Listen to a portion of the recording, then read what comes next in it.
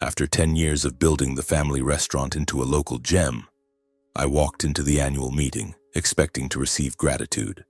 But instead I saw my younger brother, fresh from his MBA degree and years abroad, standing in my chairperson position. My parents beamed as they announced he would be the new CEO. And me? After a decade of sacrifice, they told me I could continue as head chef. In that moment, I realized I hadn't built a family legacy at all. I had laid the foundation for my brother to seize, and what happened next made my parents pay dearly for their blind favoritism. My name is Theodore Garnett, but everyone usually calls me Theo. I was born into a family where the smell of food was always at the center of everything.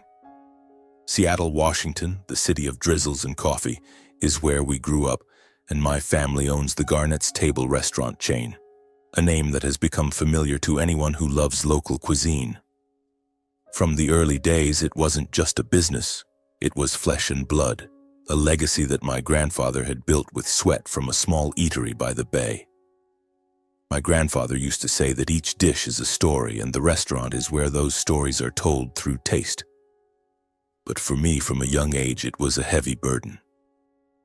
I remember vividly those rainy afternoons in Seattle when I was just 8 years old, sitting in the corner of the main restaurant's kitchen watching my grandfather stir the seafood soup with his calloused hands. He smiled kindly and said, "Theo, you have to learn to see things through to the end, whether you like it or not. In this life, nothing comes easy." At the time, I didn't fully understand his words, but they etched into me like a scar. My parents, Mr. and Mrs. Garnett, were different. They weren't the type to dream about cuisine like my grandfather. For them, Garnett's Table was a money-making machine, and I, the eldest son, was the first cog that had to turn. From childhood, I dreamed of entirely different things. Technology, that was my true passion. I loved sitting for hours in front of the old computer in my bedroom, writing simple code to create small games or drawing architectural designs for skyscrapers that I imagined would change Seattle's skyline. I dreamed of MIT or Stanford, where I could study software or design.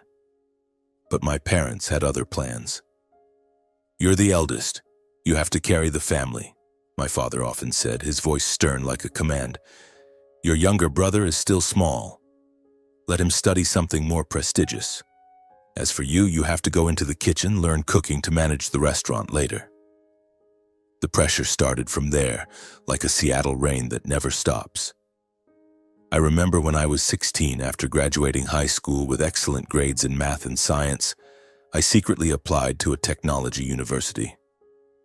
I waited anxiously for the acceptance letter, my heart pounding every time the doorbell rang. But my parents found out. They called me into the living room where the smell of coffee mixed with my father's cigarette smoke made the air stifling. "Who do you think you are, Theo?" my mother shouted, her eyes red with anger. "Our family lives off this restaurant. Your grandfather sacrificed his whole life to build it. You can't abandon it." My father was quieter, but his gaze was like a knife. "The eldest does the heavy work. The youngest will lead. That's the rule from ancient times." Rule, that word sounded like a curse. My younger brother Benjamin, or Ben, 4 years younger than me, was always favored. He was born as the golden child. Ben was smart, quick-witted, but in a different way. He liked reading business books, dreaming of Wall Street and big deals. From a young age, my parents spoiled him, buying expensive toys, sending him to the best private schools. And me? I had to wake up at the crack of dawn to help in the kitchen, wash dishes, learn how to chop vegetables evenly. "You have to go to the Culinary Institute of America," my father declared when I was 18. "That's the best place for you to learn the chef's trade. Later, you'll take over Garnett's Table." I protested, of course. I cried, I argued, I even ran away from home for one night, wandering along the Puget Sound shore in the freezing rain. But in the end, I gave in. Why? Because of my grandfather.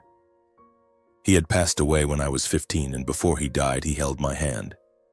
"Whatever you do, see it through to the end, Theo. Don't give up halfway." Those words haunted me. So I set off to the Culinary Institute of America in New York, thousands of miles from home. Those years were hell. I hated the smell of grease clinging to my skin, hated the sizzle of hot pans, hated standing for hours to learn how to make the perfect dish. I missed home, missed Seattle with its foggy afternoons, but more than anything, I missed my buried dream. Every night, lying in the dorm bed, I asked myself, why do I have to sacrifice? Why does Ben get to be free? While I struggled with kitchen knives and recipes, Ben was sent to study in prestigious places. He attended the London Business School, one of the world's top MBA programs. My parents bragged everywhere. Our Ben will be a big entrepreneur. They sent him money for studies, fun, travel around Europe, internships at major consulting firms. And me? I graduated from culinary with good grades, not because I truly loved cooking, but because I wanted to live by my grandfather's philosophy. Whatever you do it thoroughly. Returning to Seattle after 4 years, I stepped into Garnett's table like a soldier returning to the battlefield. At that time, the restaurant had only 3 branches, with sluggish revenue due to fierce competition from big chains. My parents told me, manage the kitchen, make it better. The family pressure didn't stop there. At every family dinner, my parents would compare. Ben sent a letter. He's working for an investment firm in London. And you? How was the kitchen today? My mother asked, her voice full of pride for Ben. I swallowed hard, telling them about the new dishes I experimented with, but they just nodded. Good, keep it up. Whenever Ben video called home showing off his achievements, my parents would laugh joyfully. I sat there feeling like an outsider in my own family. I started to doubt, was I born just to be a backdrop for my younger brother? Seattle in the 2010s was not easy. Competition in the culinary industry was fiercer than ever. Large restaurant chains like Olive Garden or Cheesecake Factory were popping up everywhere, attracting customers with cheap prices and uniform menus. Garnett's table, with its 3 branches in downtown Capitol Hill and Fremont, was struggling. Revenue fluctuated erratically, employees lacked cohesion, and my parents were busy with vague plans about expanding the brand. They looked at me, their eyes filled with both expectation and imposition. You have to do better. This restaurant is the family legacy. I started from the main kitchen at the downtown branch, which had once been my grandfather's pride. The kitchen was messy, the equipment outdated, and the team of chefs worked in a whatever-works style. I remember the first night standing in the kitchen, the stifling smell of grease rising up, the sizzle of pans seeming to drown out every thought. I hated it, the feeling of being tied to a place where I didn't belong. But then I looked up at the photo of my grandfather hanging on the wall, his kind smile and hands holding a wooden ladle. I gripped the kitchen knife tightly, telling myself, if I have to do it, I'll do it the best I can. I set about making changes. First was the processes. I spent hours rewriting the kitchen operations, from ingredient storage to staff rotation. I discarded outdated recipes, dishes that customers had grown tired of. I wandered through Pike Place Market in the early mornings when the fog still blanketed everything to meet local fishermen and farmers. I want the freshest shrimp, salmon caught just this morning, I told them, and gradually they trusted me.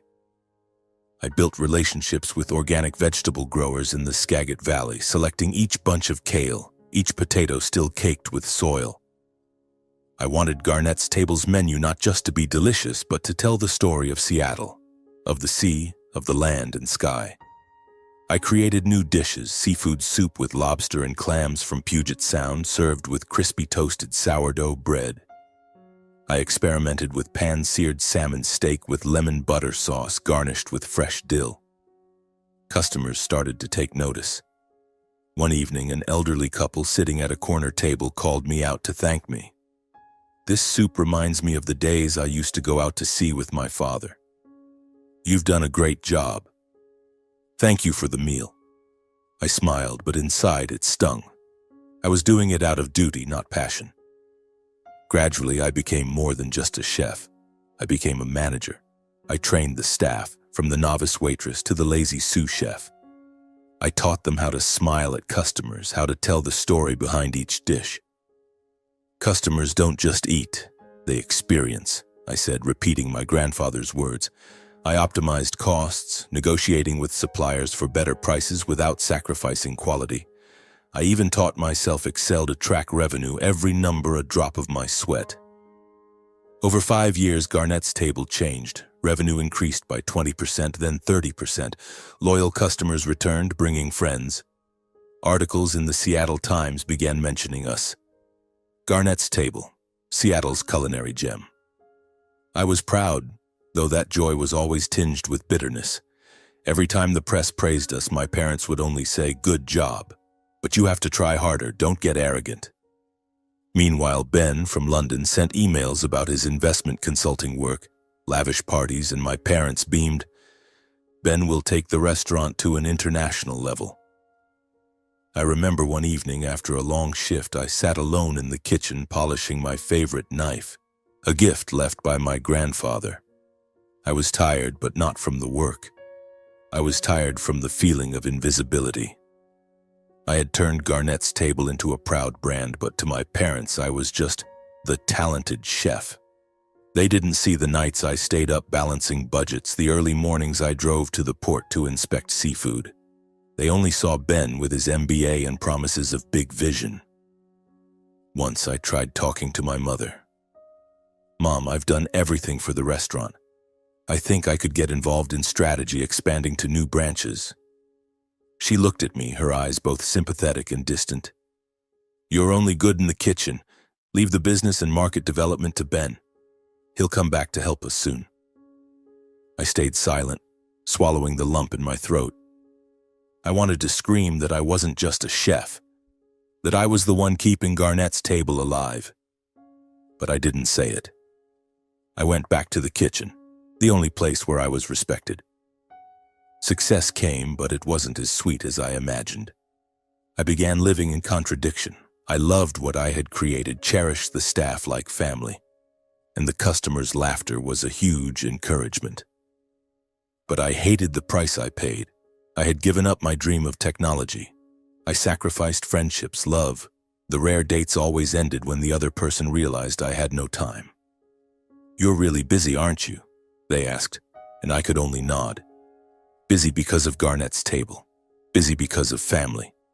But I didn't give up. I pushed myself to the limit, not for my parents, but for myself. I wanted to prove that even if forced, I could still excel. I built a loyal team. Maria, the waitress with the radiant smile, who always knew how to make me laugh after a stressful shift. Tom, the restaurant manager, who saw me as a brother. And the others, from reception to dishwashers, all believed in my vision. They didn't just work. They lived with me in every dish. The pinnacle of success came in the 8th year. We signed a contract with the Westin Hotel Seattle, a $1.5 million project to provide menus for major events. I negotiated it myself, convincing them with a slow-roasted salmon with herb sauce that took me months to perfect. When the contract was signed, I thought I had achieved the impossible. I called my father. "Dad, we have the contract with Westin." He only said, "Good.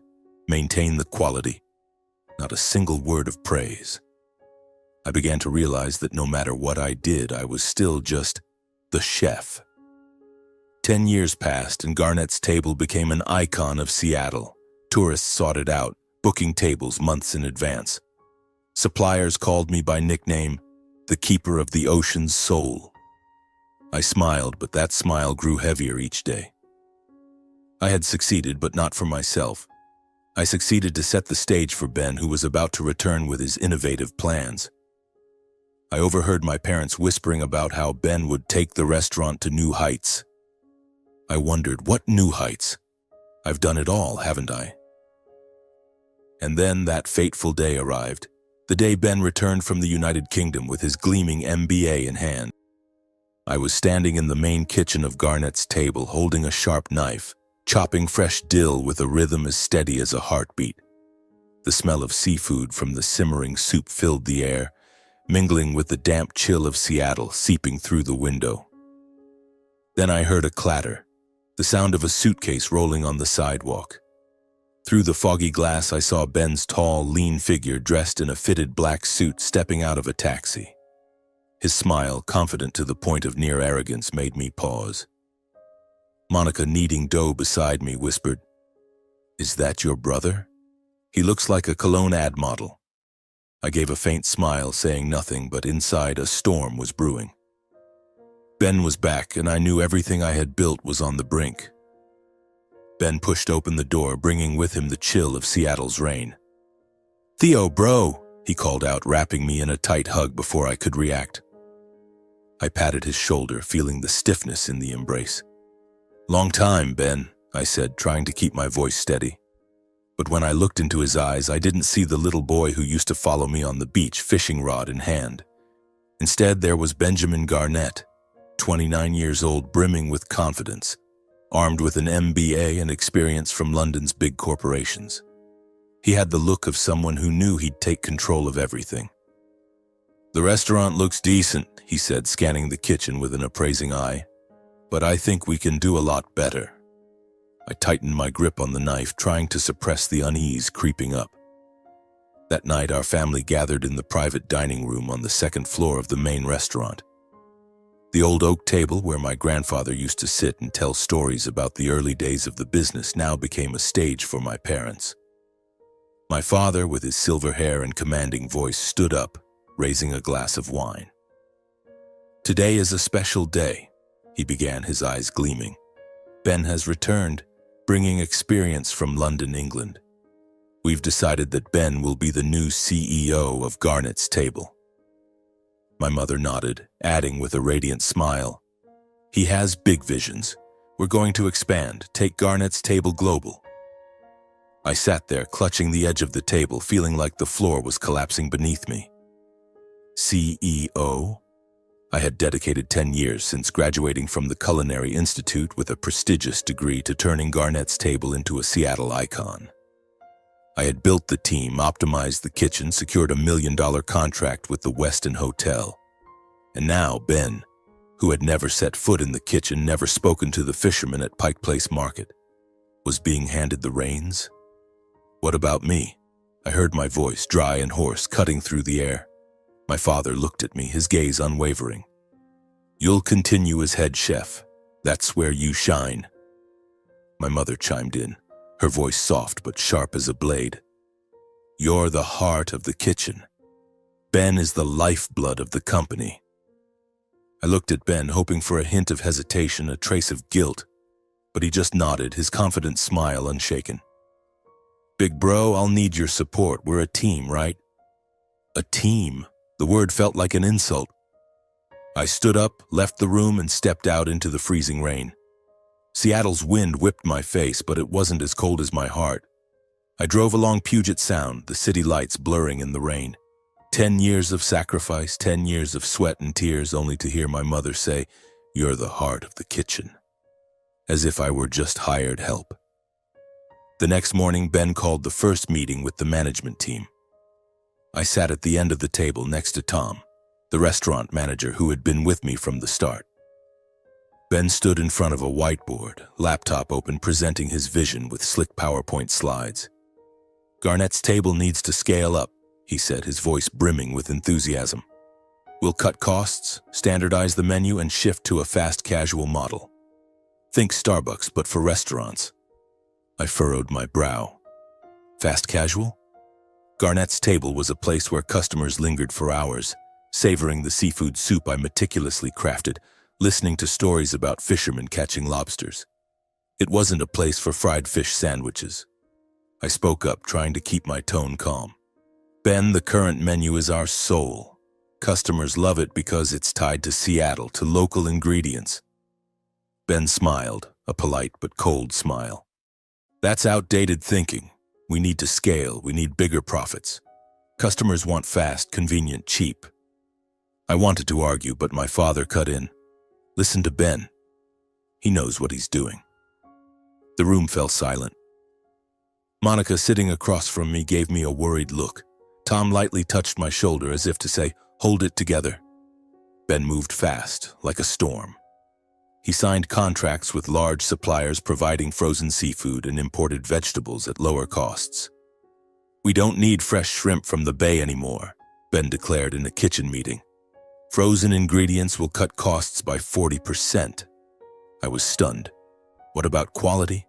Customers will notice if the soup loses its natural sweetness. Ben shrugged. "Theo, customers aren't that discerning. They want cheap and fast." I looked at him, unable to believe this was my brother. The same boy who used to eat our grandfather's toasted bread and beg for more. The weeks that followed were hell. Ben scrapped the pan-seared scallops with orange and hazelnut sauce, a dish that took me months to perfect, to replace it with a quick combo. A fried fish sandwich, frozen fries, and a large soda. "Easy to produce, easy to scale," Ben said. I argued, but every time my parents took his side. "Focus on the kitchen," my mother said, her tone commanding. "Business is Ben's job." I felt like everything was being stripped away, not just my authority, but the heart I had poured into Garnett's table. Customers started complaining. One evening, Mr. Henry, a regular from my grandfather's days, pulled me aside. "Son, the salmon tonight wasn't right. It's bland, missing the soul it used to have." I apologized, explaining we were testing new suppliers, but inside I was burning. I confronted Ben, trying to stay calm. "Ben, customers aren't happy. We need to go back to the old suppliers." He cut me off. "You're too conservative. This is the trend. Don't you see how successful McDonald's or Taco Bell are?" I turned away, the weight of helplessness crushing me. It didn't stop there. Ben terminated contracts with the local suppliers I had built relationships with over 10 years. Martha, the organic vegetable farmer from Skagit, called me, her voice heavy with sadness. "Theo, I heard Garnett's table doesn't need my produce anymore. Did I do something wrong?" I didn't know how to respond, only apologizing and promising to find a way. But what could I do when Ben held all the power? Each day I walked into the kitchen with a heavy heart. I still cooked, still led the team, but the joy was gone. Monica noticed. One night, as we cleaned up after a shift, she said, "Chef, you're not smiling like you used to. What's wrong?" I wanted to spill everything about my parents' favoritism, about Ben destroying what I had built, but I just shook my head. "I'm fine, Monica, just tired." Then one day, Ben called me into the office, the room where I used to sit to plan and balance budgets. He sat behind the desk, typing on his laptop, and said, "I need you to focus on the kitchen. Stop interfering with strategy. I have big plans." I looked at him, feeling like I was staring at a stranger. "Big plans?" I asked, my voice cold as ice. "Like ditching fresh ingredients for frozen, or replacing signature dishes with cheap combos?"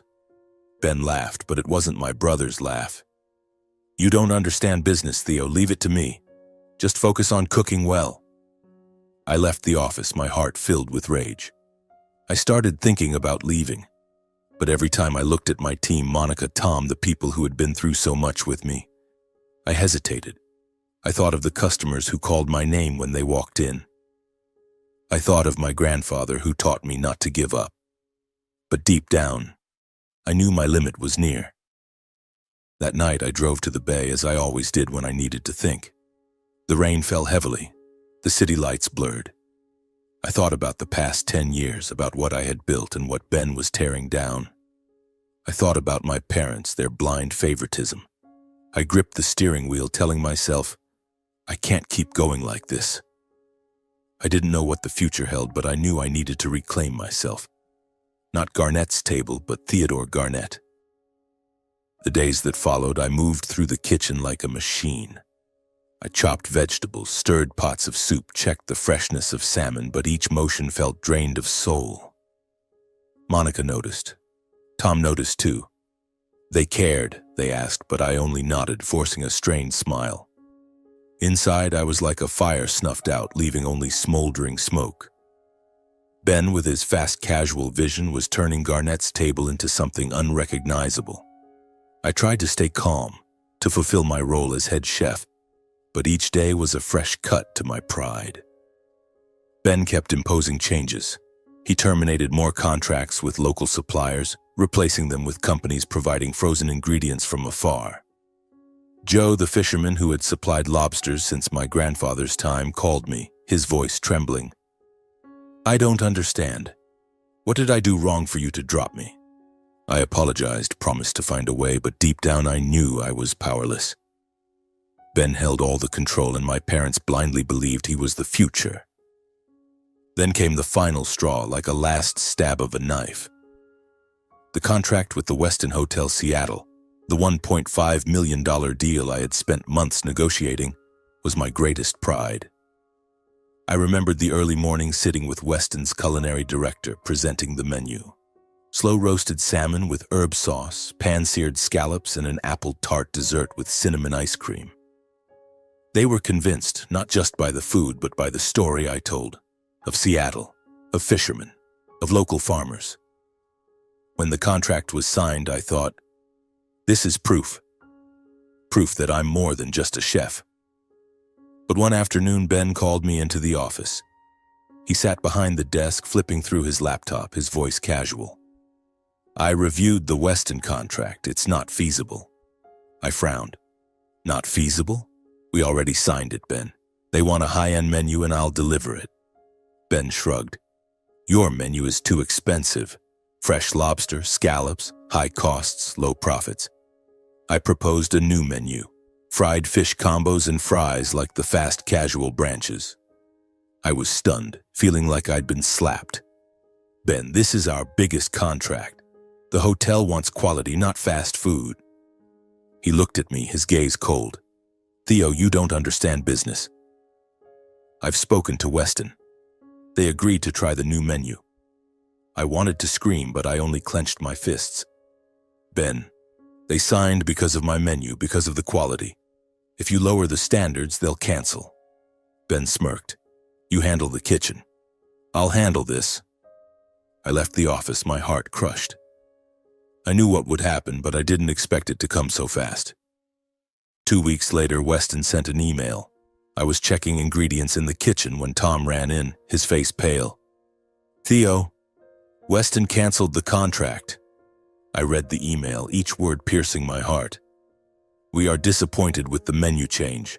The quality does not meet the hotel's expectations."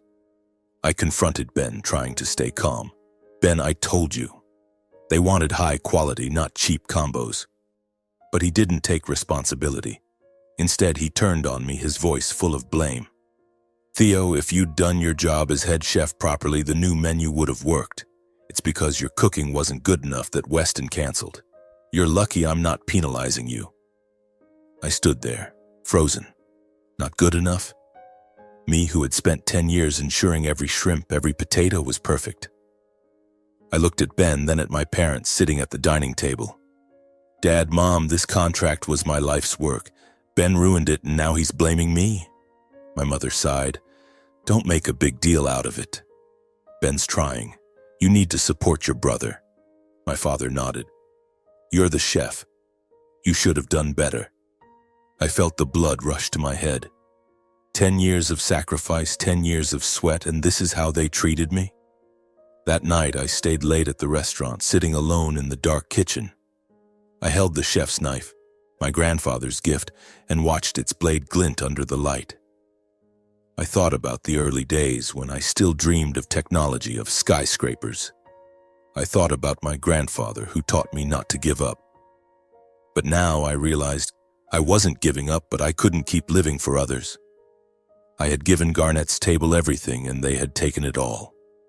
I stood up, opened my locker, and took out my knife set. I wrapped them carefully, like wrapping a piece of my soul. Then I called Monica, Tom, and a few trusted staff, those who had been with me from the start. "I have to leave," I said, my voice calm but resolute. Monica was stunned. "Leave where? You can't abandon us." I looked at her, my gaze steady. "I'm not abandoning you. I'm taking back my life. Whoever wants to come with me, stand up. We'll build a new legacy, one we create for passion, not profit." Tom nodded without hesitation. "I'm with you." Monica paused, then grabbed my hand. "I'm in too." The next morning, I sent a resignation email to my parents and Ben. It was short, just one line. I've done enough for Garnett's Table. Now I'm doing for myself. I left the restaurant carrying my knives and my loyal friends. As I stepped outside, Seattle's rain was still falling, but this time I didn't feel cold. I felt free.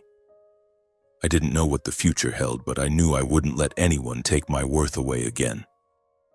The days that followed felt like wandering through Seattle's fog, not because of the rain or wind, but because of the emptiness mixed with excitement.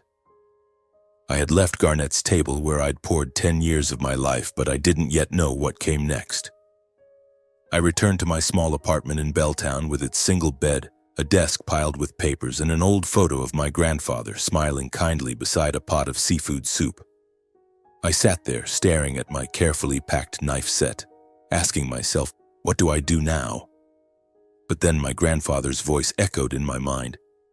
See it through to the end. I knew I couldn't stop. I had to build something, not for my parents, not for Ben, but for myself. I started by calling Monica and Tom. Are you sure you want to follow me? I asked, my voice tinged with hesitation. I had nothing but ideas and a small amount of savings. Tom, with his usual resolute tone, replied, Theo, you gave us faith. Now it's our turn. Monica laughed. If you didn't call, I'd be mad. We're family, aren't we? Lisa, Miguel, and Ethan, the veteran waitress, the dishwasher, and the intern, agreed to join too. They weren't just employees, they were the ones who had seen me pour my sweat, tears, and dreams into Garnett's Table. They believed in me, and that reignited my fire. But ideas were easy. Execution was hard. I needed a space, a place to start. I spent a week driving around Seattle, from Fremont to Ballard, then Capitol Hill, searching for the right location. My budget was tight, and the nice spots downtown were exorbitant. One rainy afternoon, I stopped in Capitol Hill, a vibrant neighborhood filled with small bars, coffee shops, and young people walking under colorful umbrellas. I saw a crooked for lease sign hanging in front of an old building. The paint was peeling, the glass windows clouded with dust, but something about the place made me pause. I stood there, feeling a spark ignite within me. Standing in front of that small space in Capitol Hill, I felt a new breeze. Not the icy wind of Puget Sound, but something warm, like a fire just kindled. The rundown building, with its peeling paint and murky windows, wasn't the kind of place anyone would choose to start a dream. But to me, it was everything. I looked at the crooked for lease sign and imagined a new name. Hearth and Honor. Hearth for the passion I'd buried for too long, honor for the values I refused to lose. I told myself, I can do this, I have to make it happen. But that excitement quickly faced harsh reality. The space in Capitol Hill was cheaper than downtown Seattle, but it was still a major investment. I was nearly out of savings after 10 years at Garnett's Table. Most of my earnings had gone into improving the restaurant, from buying new equipment to helping staff through tough times. I stood in my small apartment, staring at a pile of bills on the table, wondering, how will I manage? But then I thought of my grandfather, who had started from nothing with a small eatery by the sea. I picked up the phone and called Joe, the lobster fisherman, and Martha, the vegetable farmer from Skagit Valley. Joe, Martha, I said, my voice trembling with nerves. I'm opening a new restaurant. I want to work with you both like the old days. Fresh lobster, organic vegetables. Everything that made Garnett's Table special. There was a long pause on the line. Then Joe chuckled. Theo, I knew you'd do something big. I'm in, Martha agreed too. You need vegetables? I'll grow them for you. You're the one who truly understands our value. Their words fueled my fire. Not just them, but other suppliers, fishermen from Pike Place, the local bakery, were ready to work with me again. You're the keeper of the ocean's soul, one said. I smiled, and this time it was genuine, not forced. The biggest hurdle was capital. I needed money to lease the space, renovate, buy equipment, and pay the team in the early months. I didn't want a bank loan, high interest, and too much risk. Instead, I reached out to Naomi Hayes, a local investor and former Garnett's Table regular. I remembered her sitting at the corner table, savoring my pan-seared scallops and praising them endlessly. I arranged to meet her at a small coffee shop in Capitol Hill, bringing a business plan I'd written over 3 sleepless nights. "Naomi," I began, my voice slightly shaky. "I know this is crazy, but I want to open a new restaurant, Hearth and Honor. It won't be like Garnett's Table now. It'll be a place that celebrates local ingredients, where customers feel the story in every dish." Naomi sipped her coffee, eyeing me sharply. "Theo, I know you're talented, but you just left Garnett's Table, Seattle's biggest brand. Why should I invest in you?" I took a deep breath and told her about my 10 years, how I'd built Garnett's Table from 3 struggling branches into an icon, how Ben had dismantled my work. I shared my dream, not just to cook, but to create a place where people felt at home. Finally, I said, "I can't promise instant profits, but I promise quality and honor." Naomi was silent for a moment, then nodded. "I believe in you. I'll invest $200,000, but I want 20% equity and a seat on the board." I agreed, knowing it was a steep price. But I needed her, and more importantly, she believed in me, something my parents never did. With that money, we began. The Capitol Hill space was small, with room for only 20 tables, but I wanted it cozy, not ostentatious. Tom and I painted the walls ourselves, choosing a warm gray like Seattle's fog. Monica helped design an open kitchen so customers could see us cook. Not just the food, but the passion. Lisa suggested placing small potted plants on the tables for a homely feel. Miguel, though just a dishwasher, chimed in. "Theo, go with wooden floors. It'll make customers feel at home." I smiled, realizing this team wasn't just staff, they were family. We worked day and night. I stayed up until 2 a.m., perfecting the menu, focusing on seasonal ingredients. I chose seafood soup as the centerpiece, not Ben's frozen version, but a rich, soulful soup with fresh lobster from Joe and clams from the bay. I added slow-roasted salmon with lemon butter sauce, garnished with dill, and a simple yet refined dessert, vanilla pudding with strawberry jam from a Skagit farm. Each dish was a story, a piece of Seattle. Opening day arrived, a drizzly evening in Capitol Hill. I stood in front of Hearth and Honor, looking at the wooden sign, a gift from Tom. The team stood behind me, nervous but excited. We invited a small group of Garnett's Table regulars and a few local food bloggers. I cooked the first dish myself, seafood soup, and as I served it, I told the story of Joe, fishing in the morning fog. The customers listened, then took their first spoonful.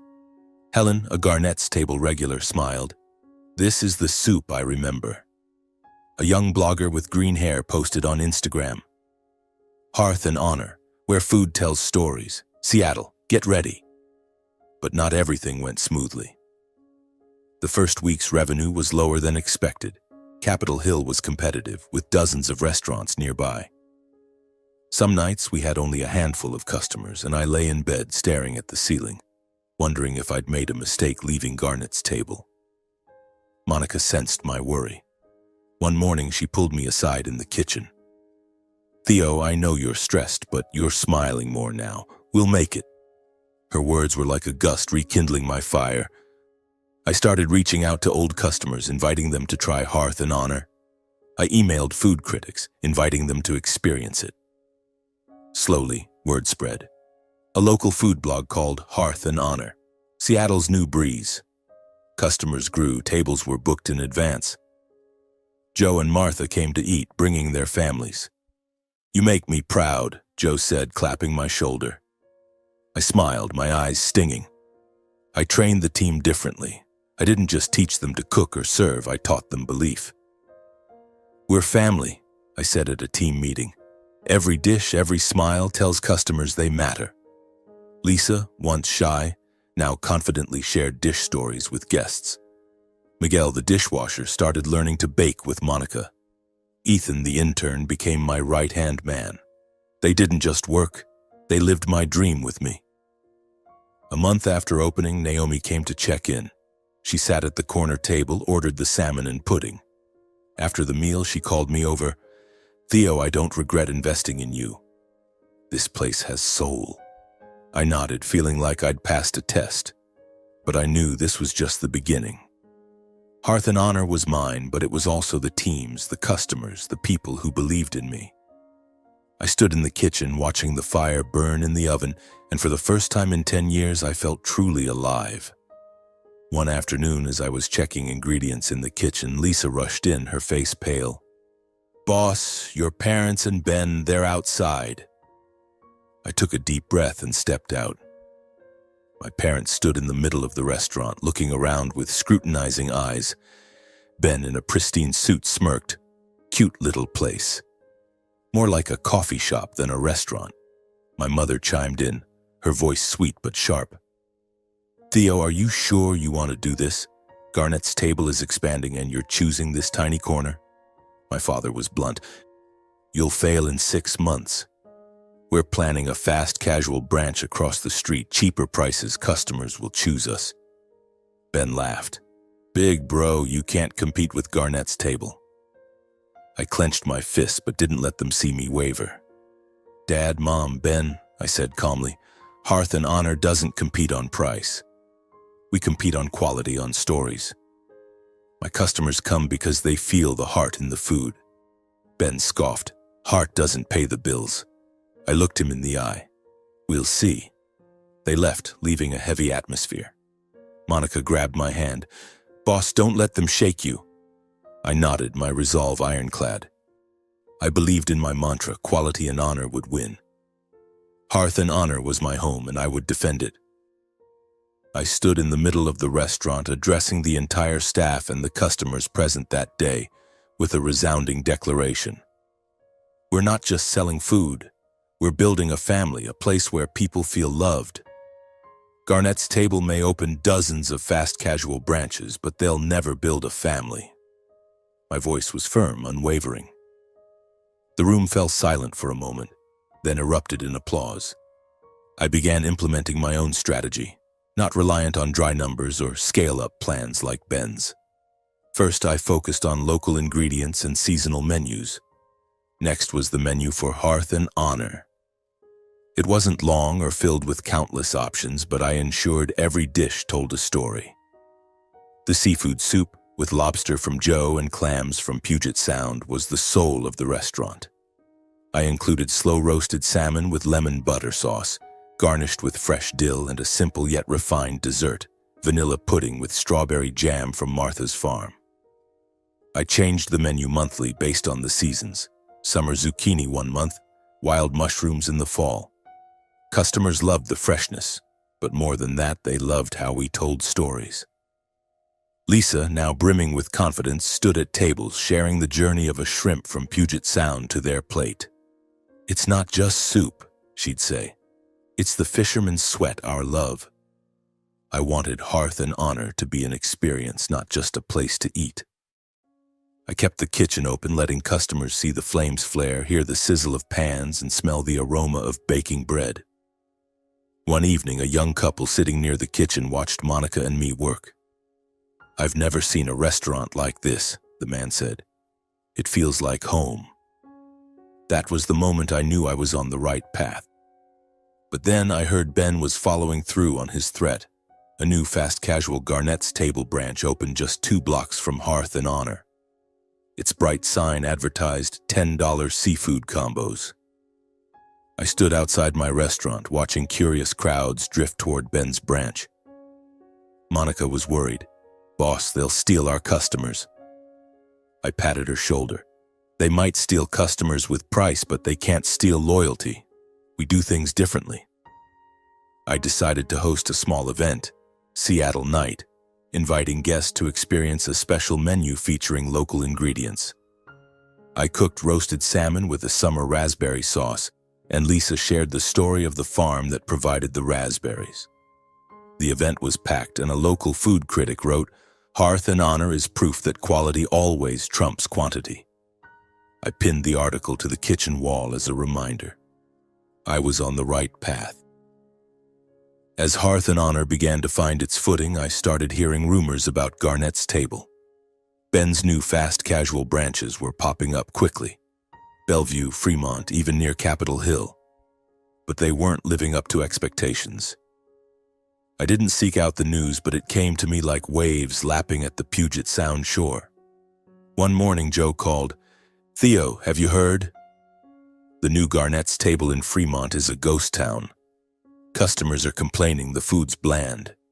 I frowned, not wanting to believe my grandfather's legacy was crumbling so fast. But the truth couldn't be hidden. Reviews on Yelp and Google started appearing like knife cuts to Garnett's Table's reputation. The fried fish was greasy, soulless, one customer wrote. "This used to be my favorite restaurant, now it's just cheap fast food," another commented. Reading those words, I felt a mix of regret and anger. I had spent 10 years building that brand, but Ben, with his vision, was tearing it down. One evening, Lisa rushed into the kitchen, phone in hand. "Theo, read this." It was an article in the Seattle Times titled "Garnett's Table, From Culinary Star to Mediocre Fast Food Chain." The piece detailed the changes under Ben's leadership: simplified menus, low-quality ingredients, and loyal customers turning away. Garnett's Table was once a Seattle icon, but now it's just a failed fast casual chain, the author wrote. I read it, my heart heavy. I didn't rejoice at seeing the family legacy collapse, but I wasn't surprised either. Old customers began flocking to Hearth and Honor. One evening, Carl, who had once called my salmon a work of art, walked in. "Theo, I'm done with Garnett's Table," he said. "They let me down. But here I've found that old feeling again." His words soothed a wound in me. Gradually, former Garnett's Table staff came too. A young chef who had worked under me applied for a job. "Theo, I can't stand Ben's way of doing things. I want to work with you." I welcomed him to the team, feeling like I was rebuilding a family. Ben didn't stop. He opened more branches, but each one faced issues. Major contracts with hotels and companies were canceled due to inconsistent quality. My parents grew anxious. Once my mother called, "Theo, could you help a little? Ben's struggling." I paused, then replied, "Mom, I tried for 10 years. Now I'm focused on Hearth and Honor." I hung up, feeling a mix of relief and a pang of pain. Garnett's Table began closing branches.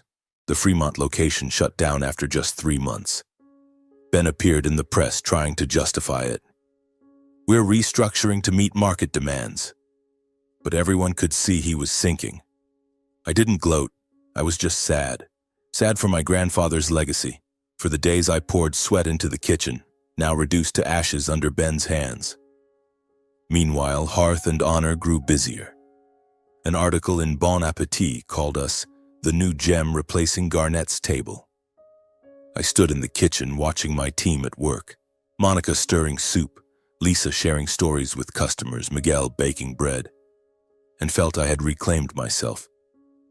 Ben might have his MBA and big vision, but I had quality, honor, and a team that was like family. That was something he'd never understand. Then, a rare opportunity arrived on a rainy morning when I received an email from the organizers of the Seattle Food and Wine Festival, the city's biggest culinary event. They invited Hearth and Honor to participate alongside dozens of other restaurants, including Garnett's Table. I read the email, my heart pounding. This wasn't just a chance for Hearth and Honor to shine. It was a direct confrontation with Ben, with Garnett's Table, and with my past. I called the team for a meeting. "We've been invited to the Seattle Food and Wine Festival," I said, my voice brimming with excitement. "This is a big stage, and we're going to show them who Hearth and Honor is." Monica clapped, Tom nodded, and Ethan cheered. "We're gonna blow them away." Only Lisa seemed nervous. "Theo, Garnett's Table is participating too. They're still a big name." I smiled. "They have a name, but we have a soul, and soul will win." We dove into preparations. I designed a special festival menu, our signature seafood soup, slow-roasted salmon with an autumn raspberry sauce, and a new dish, an apple tart with cinnamon ice cream, using apples from Skagit Farms. Each dish carried the essence of Seattle, from ingredients to presentation.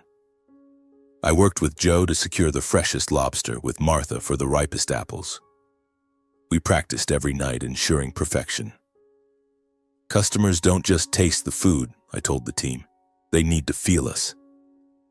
Festival day arrived and downtown Seattle buzzed like never before.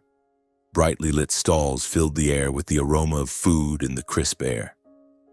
Hearth and Honor's booth was small but cozy, with a wooden sign and potted plants as decor.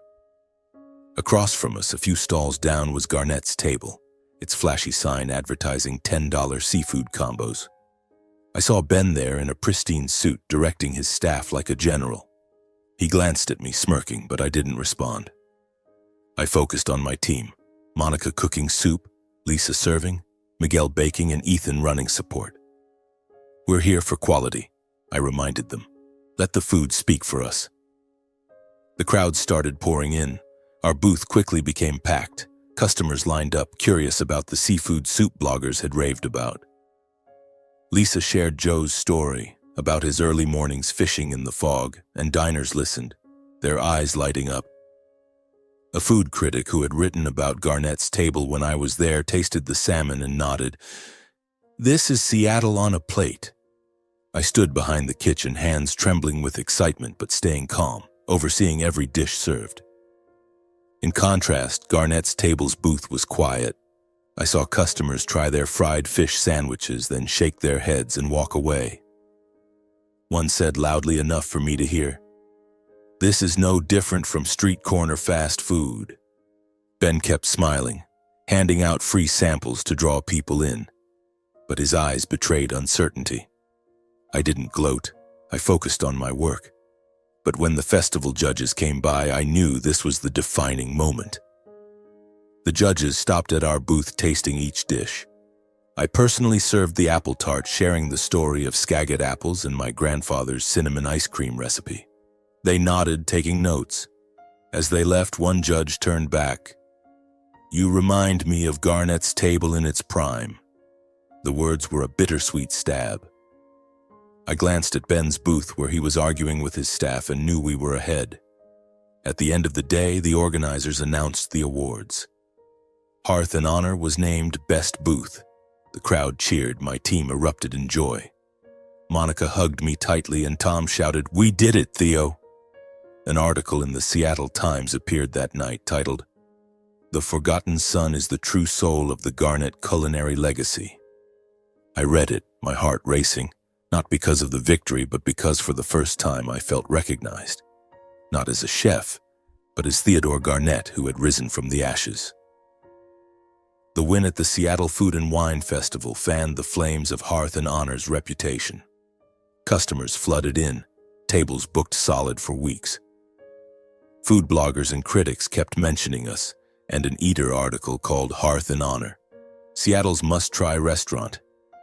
I stood in the kitchen watching my team work in harmony, Monica stirring soup, Lisa sharing stories, Miguel baking bread, Ethan running tables, and felt my dream coming to life. But deep inside I carried a scar, my family's favoritism, the years of being undervalued. While Hearth and Honor soared, Garnett's Table continued to sink. I heard they closed 2 more branches, one in Bellevue, one downtown. Yelp reviews grew worse. Bland food, poor service, not the Garnett's Table of old. One morning, Joe called, "Theo, their Pike Place branch is empty as a supermarket parking lot at midnight. Ben's in deep trouble." I nodded over the phone, saying nothing, but my heart was heavy. I didn't want Garnett's Table to collapse. It was my grandfather's legacy. But I couldn't forgive what they'd done to me. Then one day my mother called. Her voice trembled, lacking its usual confidence. "Theo, can you meet me? Just for a bit." I hesitated but agreed. We met at a small coffee shop near Hearth and Honor. When I walked in, I saw her sitting in the corner with my father and Ben. Ben kept his head down, no longer sporting his smug smile. My father looked at me, his eyes weary. "Theo," my mother began, "Garnett's Table is struggling. Revenue's down, customers are leaving, contracts are canceled. We need you to come back. To save the family brand." I sat there feeling like time had stopped. Come back? After everything they'd done? I looked at Ben, waiting for him to speak. Finally he did, his voice soft. I messed up. I thought I could do better, but I didn't expect it to get this bad. Maybe we could work together? Share leadership? I almost laughed, but not out of joy. Share leadership? After they demoted me to head chef? After Ben destroyed everything I built? I took a deep breath, looking them in the eyes. Dad, Mom, Ben, I said, my voice calm but sharp. I used to belong to Garnett's table. I gave it 10 years, my sweat, my tears, my dreams. But you chose Ben, his big vision. Now I have Hearth and Honor, and that's my home. My mother burst into tears. But Theo, it's the family legacy. I shook my head. The family legacy died when you undervalued me. Now I'm building my own. I stood up and left the coffee shop. Seattle's rain still fell, but I didn't feel weighed down. I returned to Hearth and Honor, where the team was prepping for the evening shift. Monica looked at me, concerned. You okay? I smiled. Better than ever. I knew refusing my family wasn't easy, but it was right. I was no longer the eldest son sacrificing for others. I was Theodore Garnett, and I had found my path. The victory at the Seattle Food and Wine Festival was like a gust of wind fanning the flames of Hearth and Honor's reputation. Customers began flocking in, not just from Seattle, but from Portland, Vancouver, and even California. Tables were booked solid for a month, and I had to hire 2 more servers to keep up with demand. But the greatest success came from an unexpected source, the Westin Hotel Seattle. After canceling their contract with Garnett's Table, they reached out to me.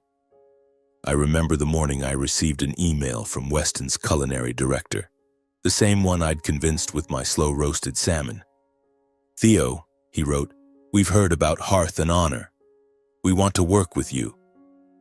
I read the email, my hands trembling with excitement. This was the contract I'd lost, the one Ben had destroyed, and now it was back. Not for Garnett's Table, but for me. I met the Westin director at Hearth and Honor, serving our seafood soup and salmon for them to try again. This is the quality we're looking for, he said, nodding in approval. A new $2 million contract was signed that week. When I told the team, Monica cheered and hugged me tightly. Boss, we did it. Tom clapped my shoulder. This is yours, no one else's.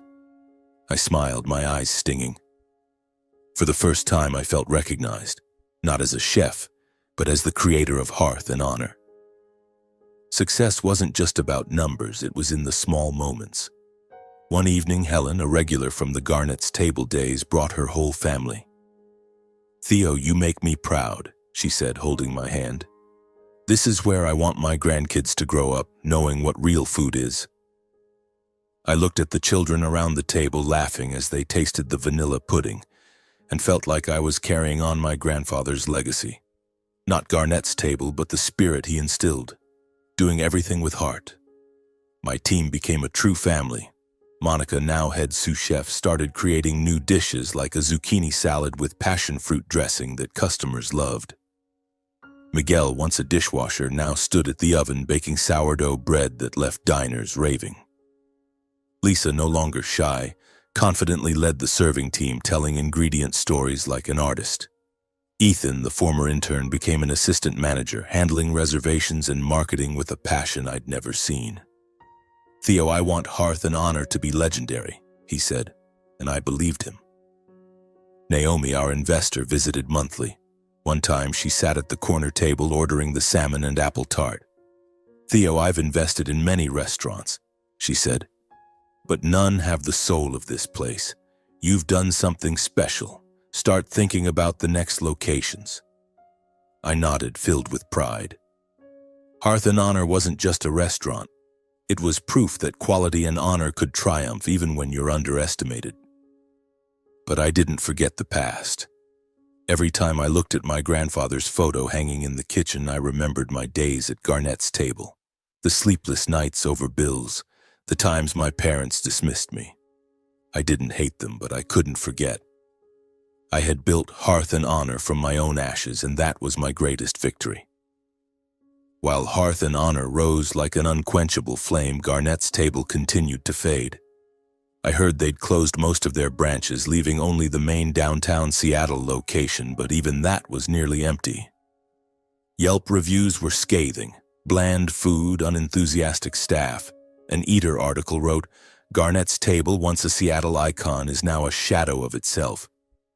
I read it, torn between regret and liberation. It was my grandfather's legacy, but also the place that had buried my dreams. My parents began to see their mistake. One morning my mother called, her voice choked. "Son, I'm sorry.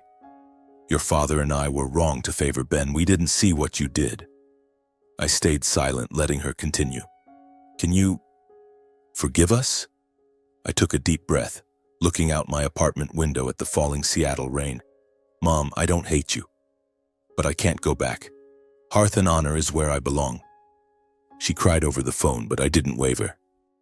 Forgiveness was one thing, trust was another. Ben reached out too with a short text. "Theo, I know I messed up. Can we meet?" I agreed, but not for reconciliation. We met at a small bar in Capitol Hill. Ben no longer wore a pristine suit or his smug smile. He looked exhausted, with dark circles under his eyes. "I thought I could do better than you," he said softly. "But I ruined everything." I looked at him not with anger, but with distance. "Ben, I didn't build Hearth and Honor to prove I'm better than you. I built it because I believe in it." He nodded, saying nothing more, and I knew we'd never be close like before. That fall, the Hearth and Honor was invited to the Pacific Northwest Culinary Awards. I stood on stage before hundreds, accepting the Best Restaurant Award. My team, Monica, Tom, Lisa, Miguel, Ethan, stood behind me, cheering. I held the microphone, looked out at the audience, and said, "Sometimes being underestimated is the best thing. It forces you to prove your worth, not with words, but with results." The crowd applauded, but I wasn't speaking for them. I spoke for myself, for the years of being overlooked, for the fire I'd rekindled. The lingering question remained. Should I forgive and reconcile with my family? Part of me wanted to heal, for they were my blood, for the memories of childhood days when Ben and I played on the beach. But the larger part, the one that built Hearth and Honor from ashes, told me to hold my boundaries. My family had chosen their path, and I had chosen mine. I no longer needed their validation. I had my team, my customers, and myself. Every night as I closed Hearth and Honor, I stood in the kitchen watching the fire in the oven die down. I thought of my grandfather, his words, "See it through, son." I had done it, not for Garnett's table, but for Hearth and Honor, for my own fire and honor. The Seattle rain fell outside, but in my heart there was only light. Light. Light. Light. Light. Light. Light. Light. Light. Light. Light. Light. Light. Light. Light. Light, light, light, light, light, light, light, light, light, light, light, light, light, light, light, light, light, light, light,